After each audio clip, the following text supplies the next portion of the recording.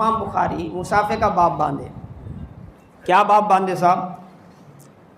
الاخذ بالیدین. کیا باندھے؟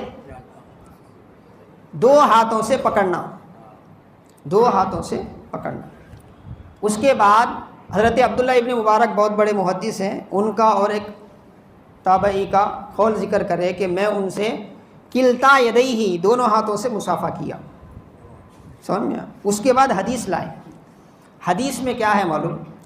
حضرت عبداللہ ابن مسعود فرماتے ہیں اللہ کے وسلم سے میں مصافحہ کیا اس حالت میں کہ میرا ایک ہاتھ رسول اللہ صلی اللہ علیہ وسلم کے دونوں ہاتھوں میں تھا.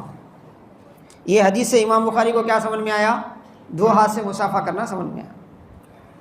مگر انہوں کیا سمجھے؟ اس سے ایک ہاتھ سے مصافحہ کرنا سمجھے، کیونکہ عبداللہ ابن مسعود بولے نا میرا ایک ہاتھ رسول اللہ کے دو ہاتھوں میں تھا. رسول اللہ کے دو ہاتھ نہیں دکھ رہے ان کو، عبداللہ ابن مسعود کا ایک ہاتھ دکھ رہا. حالانکہ آپ جب بھی مصافحہ کرو، ہر مصافحہ کرنے والے کا ایک ہاتھ دوسرے کے دو ہاتھوں میں رہتا. اب میں مصافحہ کرا نا تو سامنے والے کا ایک ہی ہاتھ میرے ہاتھ میں رہتا، اس کے دو ہاتھوں کے بیچ میں بھی میرا ایک ہی ہاتھ رہتا. ایک ہاتھ اوپر سے آتا نا بھائی، اندر تو ایک ہی ہاتھ رہتا. عبداللہ ابن مسعود بھی ایک ہاتھ سے بول کے نہیں بول رہے انہوں، اب وہ سمجھ کی پھیر ہے. اردو کی کتاب میں ایک جنے پڑھ کو آئے، سیدھا نماز پڑھ رہے تھے، آ کے نماز پڑھنا شروع کرے. کیسا؟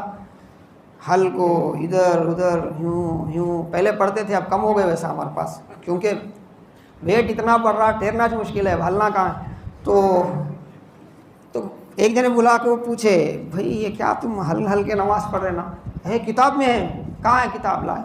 اردو کی کتاب میں ترجمہ تھا، اللہ کے رسول صلی اللہ علیہ وسلم ہلکے نماز پڑھتے تھے. ہلکے کہے تو انہوں کیا سمجھے؟ ہل نہ سمجھے انہوں. ہلکا کہے تو لمبے نہیں، شارٹ مطلب، کیونکہ اللہ کے رسول فرمائے جب جماعت کرے تو پیچھے کیا ہے، ضعیف لوگ بھی رہتے، سب رہتے، تھوڑا تخفیف کرو نماز میں. بولے لمبے تم سنگل پڑھنا ہے تو پڑھو، تو اسے کیا سمجھے؟ تو یہ پرابلم ہے ہمارا.